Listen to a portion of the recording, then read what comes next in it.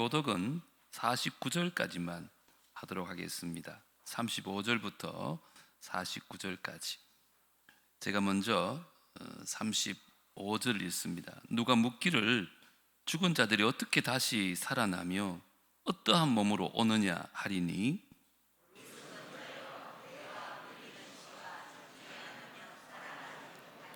또 네가 뿌리는 것은 장래의 형체를 뿌리는 것이 아니요 다만 밀이나 다른 것의 알맹이 뿐이로되,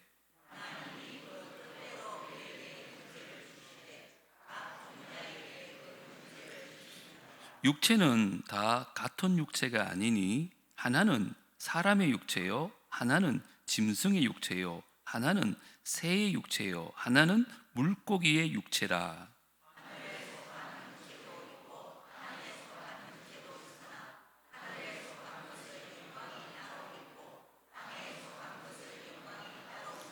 해의 영광이 다르고 달의 영광이 다르며 별의 영광도 다른데 별과 별의 영광이 다르도다.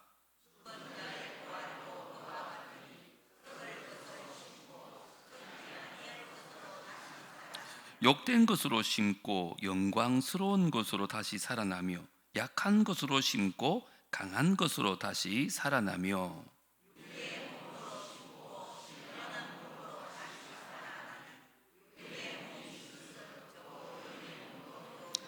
기록된 바 첫사람 아담은 생령이 되었다 함과 같이 마지막 아담은 살려주는 영이 되었나니,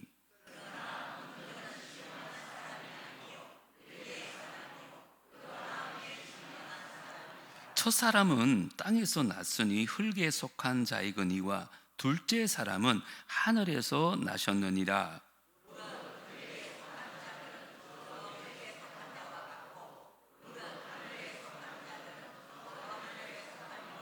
다 같이요.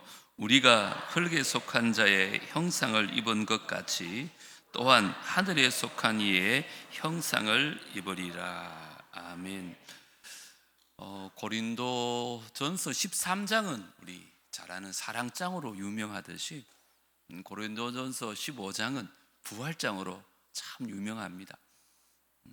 고린도전서 15장의 전반부는 사도 바울이 부활의 확실성에 대해서 설명을 했습니다. 두 가지 이유를 들었는데, 먼저는 예수님께서 구약에 예언된 그대로 죽음에서 살아나셨다. 그리고 부활체로 많은 사람들에게 나타나셨다면서 부활의 확실성을 강조했습니다. 이처럼 우리도 성경에 예언되어졌던 것처럼 장래에 반드시 부활할 것이다. 이게 전반부에 나온 얘기입니다. 그런데 불행하게도 이 말을 듣고도 많은 사람들이 부활을 믿지 못했던 거예요. 그래서 35절에 바울이 이렇게 말하죠. 누가 묻기를 죽은 자들이 어떻게 다시 살아나며 어떠한 몸으로 오느냐 하리니, 두 가지 의문이 있는 거죠. 어떻게 살아나며 어떠한 몸으로 오느냐. 첫 번째는 죽은 자들이 어떻게 다시 살아나겠습니까? 라는 질문을 하는 거예요. 그런데 이게 어떻게라는 말의 헬라어는요, 이런 일은 있을 수가 없다, 이런 부정적인 생각이 깔려 있는 거예요. 아니, 이미 죽은 인간은 도저히 살아날 수 없다는 자기 확신에 근거한 질문을 하는 거죠. 두 번째는 뭐라 그래요? 죽은 자들의 몸은 아니 이미 썩어져 버렸는데 아니 어떤 몸으로 그러면 부활한단 말입니까? 이렇게 조소적인 질문을 던진 것입니다. 만약에 여러분들에게 이런 질문을 하면 여러분 뭐라고 대답하겠어요? 저도 참 당황스러울 것 같은데, 오늘 사도 바울은 이 두 가지 질문에 대해서 시원하게 정말 명쾌한 대답을 논리정연하게 합니다. 오늘 이 말씀 통해서 우리 안에도 그런 의문이 있잖아요. 아니 죽은 자들 어떻게 살아나지?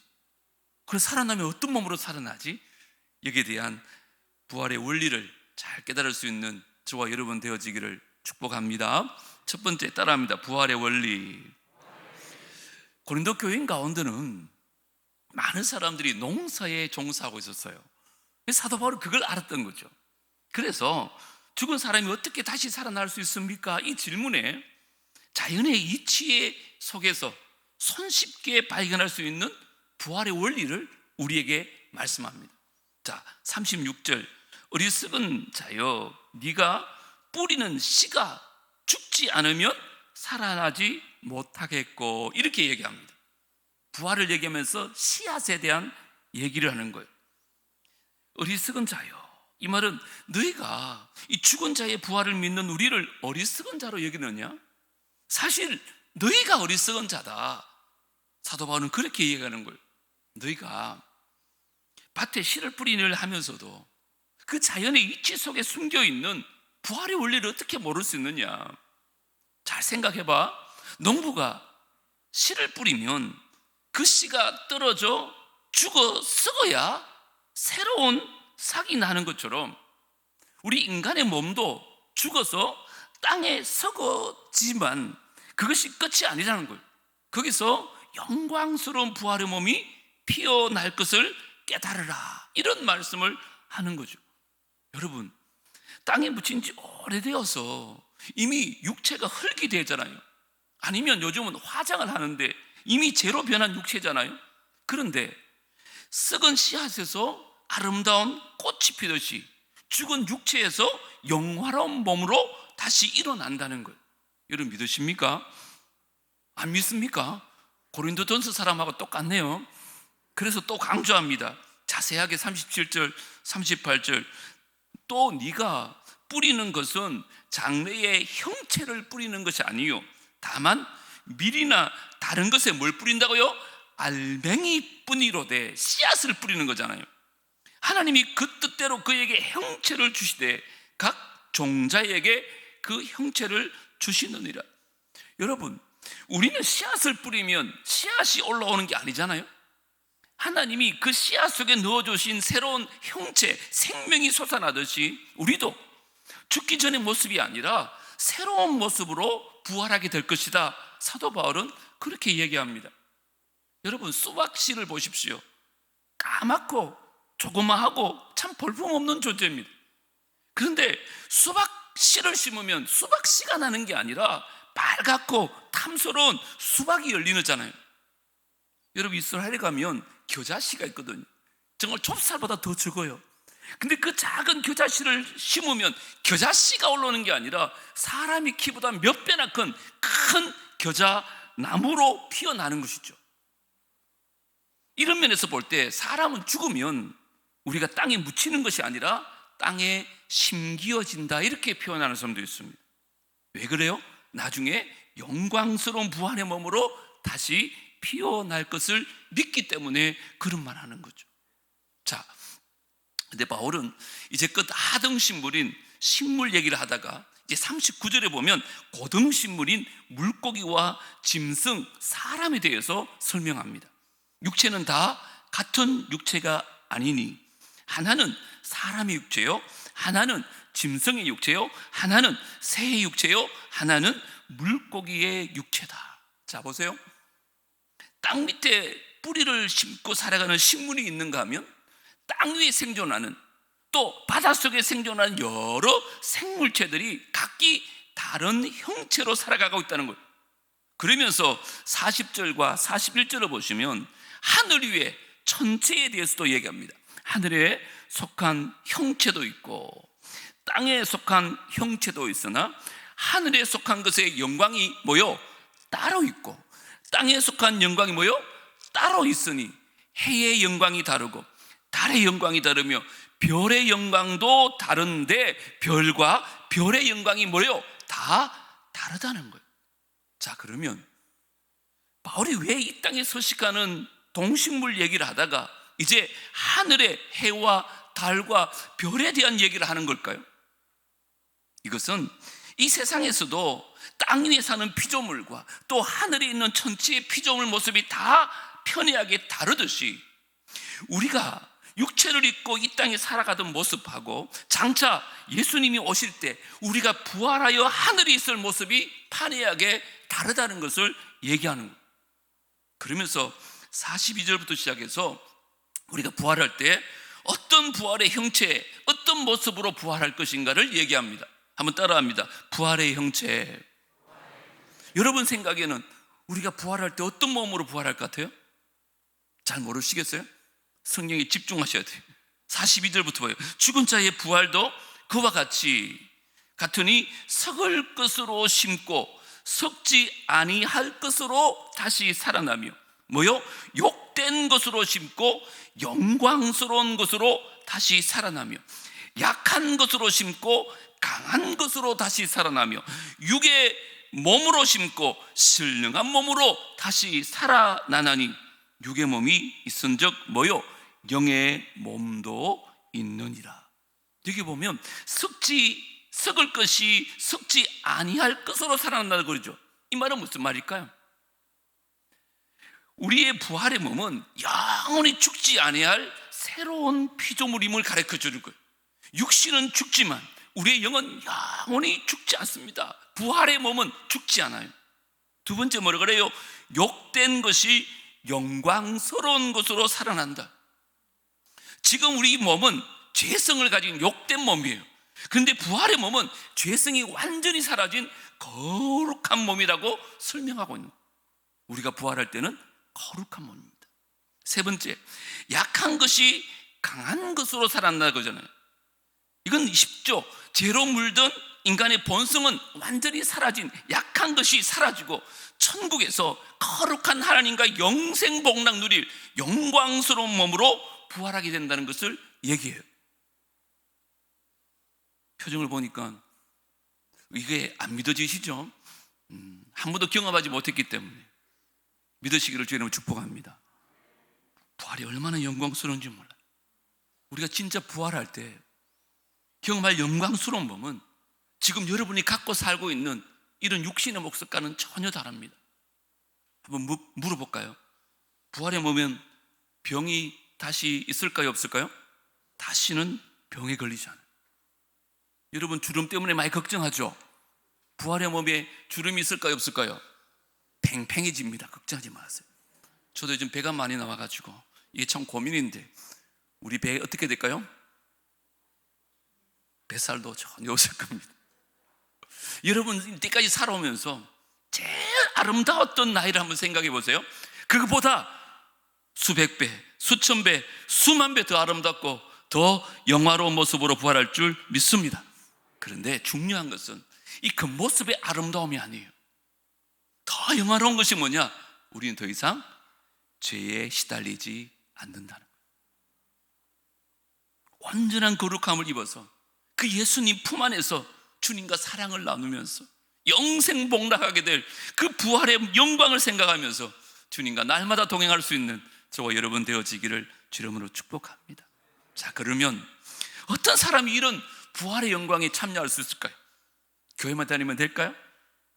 성경은 그렇게 말하지 않습니다. 따라합니다. 예수께 속한 자, 예수님께 속한 자가 되어야 부활의 영광에 참여합니다. 자, 45절부터 보세요. 기록된 바 첫사람 아담은 뭐가 되었다 그래요? 생명이 되었다 함과 같이 마지막 아담은 누구세요? 예수님입니다. 뭐라고요? 살려주는 영이 되었나니 그러나 먼저는 신령한 사람이 아니요 육의 사람이요 그 다음에 신령한 사람이니라. 첫사람은 땅에서 났으니 흙에 속한 자이거나 둘째 사람은 거듭난 사람은 뭐예요? 하늘에서 나셨느니라. 여기 첫사람 아담이 생명이 되었다는 말은 하나님이 흙으로 사람을 지었잖아요. 그 코에 생기를 불어넣었을 때 생명이 되었지만 오늘 집사님 기도하신 것처럼 죄를 지음으로 말미암아 그의 영이 죽고 만 거예요. 하나님과의 단절이 일어났습니다. 그래서 마지막 아담인 예수님 오셔서 무슨 일을 한다 그래요? 성경에 있잖아요. 다시 살리는 일을 하러 오셨다는 거예요. 그래서 다시 살리는 그 영은 또 죽을 영이 아니라 영원한 생명을 주기 위해서 오셨다는 거예요.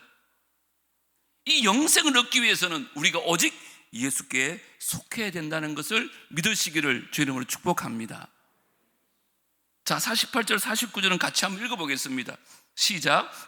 무릇 흙에 속한 자들은 저 흙에 속한 자와 같고 무릇 하늘에 속한 자들은 저 하늘에 속한 이와 같으니 우리가 흙에 속한 자의 형상을 입은 것 같이 또한 하늘에 속한 이의 형상을 입으리라. 우리가요 하늘에 속한 예수님을 믿잖아요.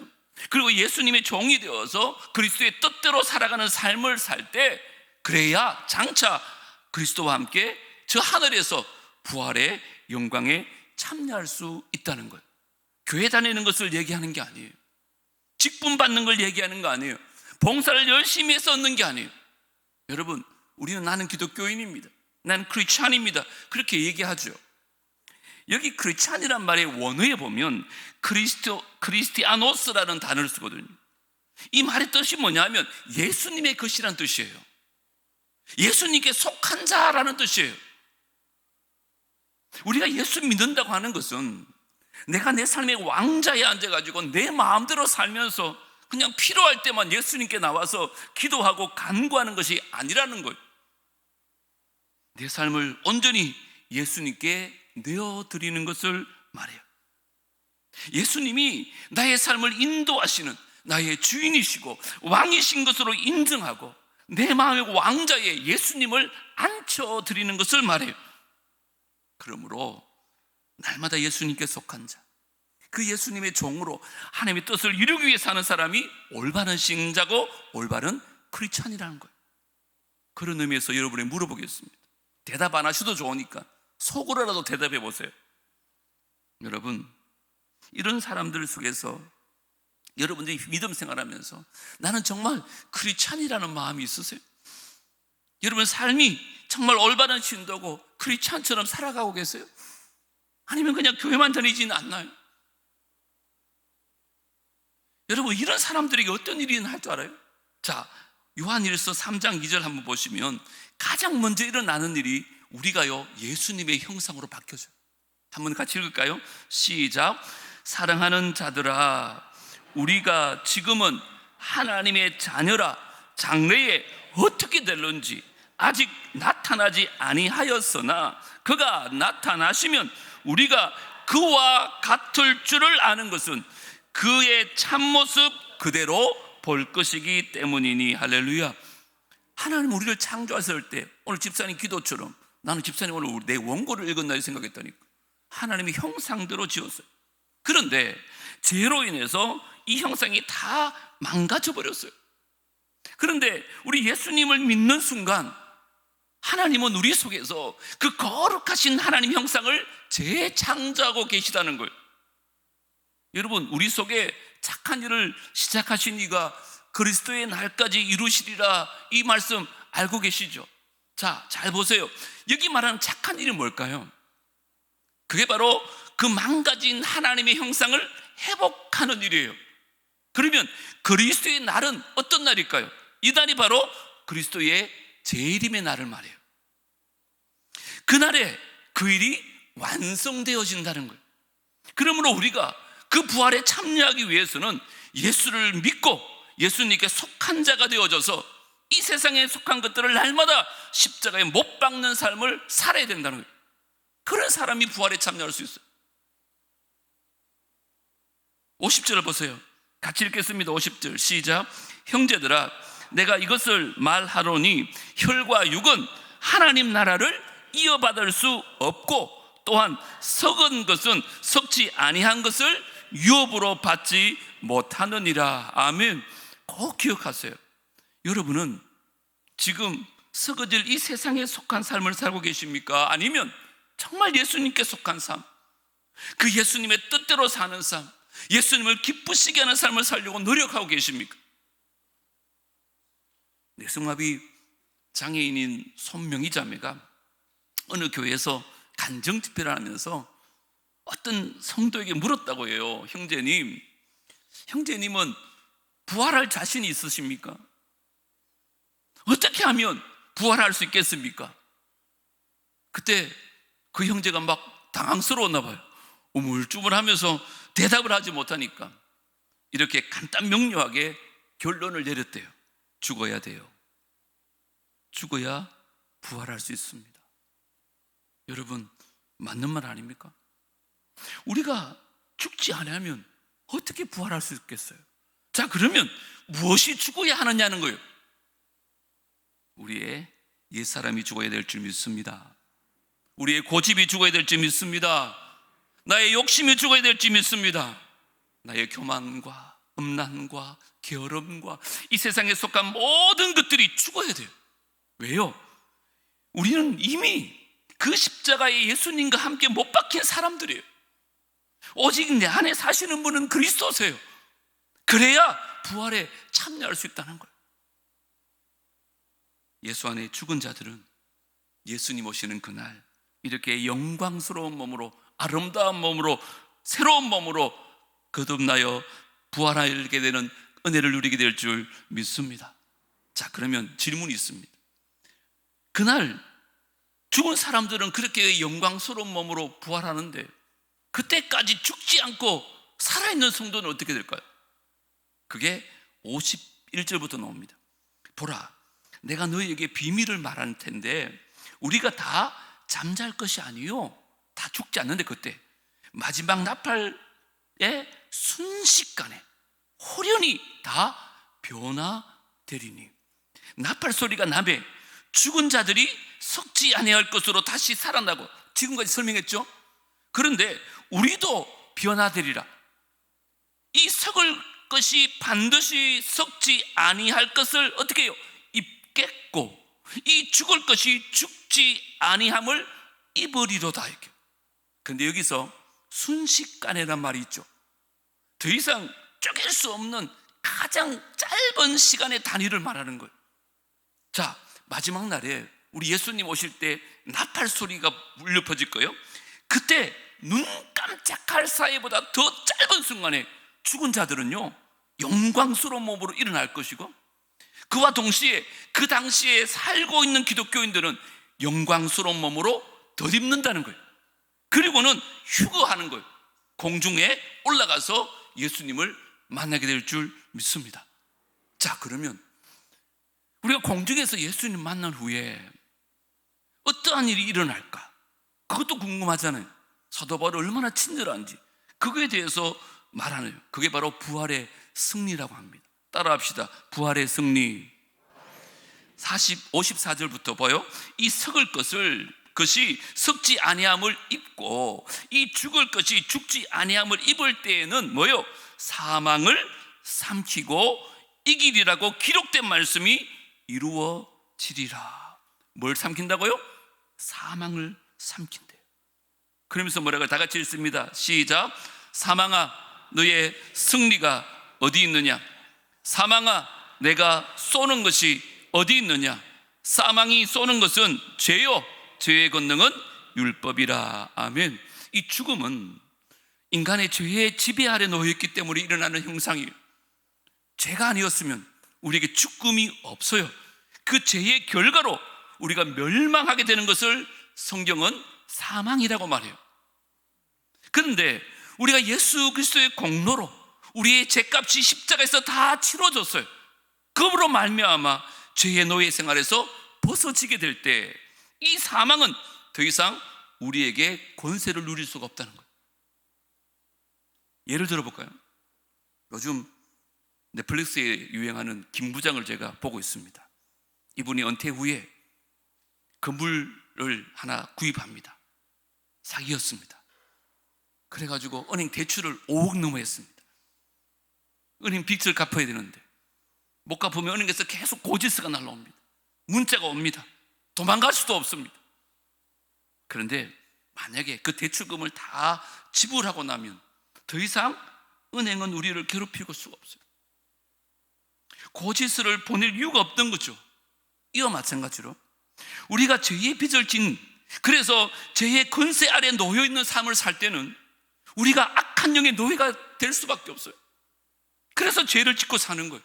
그런데 예수 그리스도께서 우리의 죄값을 다 치르셨기 때문에 더 이상 사망은 우리를 좌지우지할 수 없음을 믿으시기 바랍니다. 그런데 왜 우리가 아직 죄 가운데 있어요? 지금은 아직 사망에 대한 심판이 임하지 않았기 때문에 모든 사람이 죽을 수밖에 없어요. 그런데 예수님의 재림의 날 어떤 일이 벌어지느냐? 사망이 사망하게 되는 줄 믿습니다. 죽음이 죽임을 당하게 될 줄 믿습니다. 못 믿겠어요? 57절 보십시오. 일어난다니까요. 시작. 우리 주 예수 그리스도로 말미암아 우리에게 승리를 주시는 하나님께 감사하노니. 할렐루야. 우리의 부활은 전적으로 예수 그리스도를 통해서 하나님이 하시는 일이에요. 그러니까 반드시 이루어질 줄 믿습니다. 우리의 생각을 뛰어넘으셔야 돼요. 우리의 선행으로 되는 거 아니에요. 우리의 노력으로 되는 거 아닙니다. 우리가 열심히 신앙생활하면서 열심히 일함으로 부활에 참여할 수 있는 게 아니라는 거예요. 우리의 직분으로 받음으로, 우리가 더 교회 열심히 봉사함으로 받는 게 아니에요. 오직 예수 그리스도께서 내 안에서 사시고, 내가 예수 그리스도 안에 사는, 내가 예수에 속한 자로 주님의 종으로 하나님의 자녀로 변화될 때 비로소 성도의 부활을 기대할 수 있게 될 줄 믿습니다. 그러므로 저와 여러분이 해야 될 일이 있습니다. 날마다 예수 그리스도 안에 들어가야 합니다. 내 안에 예수가 살아있다면, 나는 부활에 참여할 수 있는 자지만 내 안에 예수가 계시지 않으면 교회 아무리 다녀도, 나만 살아있다면, 옛사람만 살아있다면, 여러분 죄송하지만 여러분은 부활을 기대할 수 없습니다. 그래서 요한일서 5장 12절에 보면 아들이 있는 자에게는 뭐가 있어요? 생명이 있고, 하나님의 아들이 없는 자에게는 생명이 없다고 얘기하고 있는 거예요. 교회 열심히 다니는 거 중요합니다. 헌금도 많이 하고 봉사 많이 하는 거 중요해요. 하지만 여러분들이 하나님의 아들이신 예수 그리스도를 여러분의 구세주로 영접하고 여러분 마음의 왕자의 왕으로 앉혀드리고 살아가야서야 그게 가능합니다. 예수님은 온데간데 없고 그냥 예수 믿는다고 하면서 내 마음대로 살고 욕심을 따라 하고 싶은 대로 다 하고 이 세상에 욕심을 따라 흘러가는 인생을 살고 있다면 그 사람은 아직까지 마음의 보좌에 예수님을 왕으로 모신 사람이 아니에요. 여전히 내가 왕이 되어 있는 거예요. 우리 가운데 아직까지 이런 분들 계시면 오늘 이 시간에 회개하시고 정말 이런 마음의 문을 여시고 우리를 위해서 돌아가신 그 예수 그리스도를 우리의 구세주요 왕으로 영접하는 여러분 되어지기를 주님으로 축복합니다. 그래야 여러분들이 주님 오시는 그날 영화로운 몸으로 부활하서 하늘 보좌에서 영생을 누리게 될 줄 믿습니다.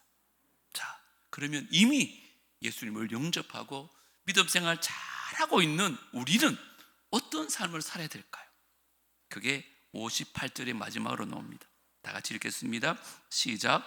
그러므로 예 사랑하는 형제들아 견실하며 흔들리지 말고 항상 주의 일에 더욱 힘쓰는 자들이 되라. 이는 너희 수고가 주 안에서 헛되지 않은 줄 알미라. 할렐루야. 본문을 잘 보세요. 부활을 이미 믿고 사는 믿음의 성도들은 여기 보니까 두 가지 해야 될 분부가 있어요. 첫 번째 뭐라 그래요? 하지 말아야 될 것과 해야 될 거 있는데 하지 말아야 될 것은 견실하여 흔들리지 말라는 거예요. 따라합니다. 견실하여 흔들리지 말자. 무슨 말일까요? 우리가 예수를 믿고 하나님의 자녀가 되었지만 세상은요, 마귀는요 계속 우리의 믿음을 흔들려고 한다는 거예요. 악의 세력들이 있다는 거죠. 그러므로 우리가 흔들리고 넘어지지 않기 위해서는 말씀과 기도 위에 굳건히 서야 되는 거예요. 그 믿음을 지켜야 우리가 마지막 날 그 부활에 참여할 수 있는 거예요. 두 번째 해야 될 게 뭐래요? 항상 주의 일에 더욱 힘쓰라 그래요. 우리가 그냥 말씀 생활, 기도 생활 통해서 주님과 가까워지는 거 좋습니다. 하지만 그게 끝나는 게 아니라 주의 일에 힘을 써야 되는 거예요. 언제 하라 그래요? 항상이에요. 이 말은 쉬지 않고란 말이에요. 내가 기쁠 때만, 내가 기분 좋을 때만이 아니에요. 내가 할 일이 없어서 여유가 있어서 그게 아니에요.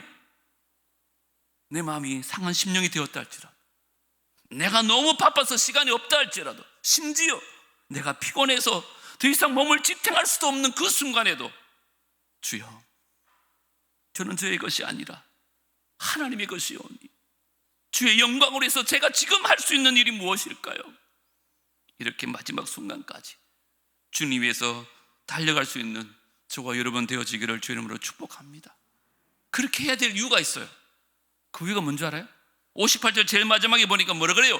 이는 너희 수고가 주 안에서 헛되지 않은 줄 알미라. 쉬운 말로 하면 하나님 다 보고 계시다는 말이에요. 하나님 다 보상하겠다는 말이에요. 주님이 기뻐하신다는 거예요. 주님이 영광 받으신다는 거예요. 그러므로 아무도 우리를 알아주는 이 없다 할지라도, 심지어 목사가 여러분을 안 알아준다 할지라도 우리의 수고가 주 안에서 헛되지 않음을 믿으시기를 주 이름으로 축복합니다. 이 세상에서요, 아름다운 열매를 경험하면 좋겠지만 여러분 너무 실망하지 마세요. 더 큰 기대가 있습니다. 우리 계시록 2장 10절 같이 읽어볼까요? 시작.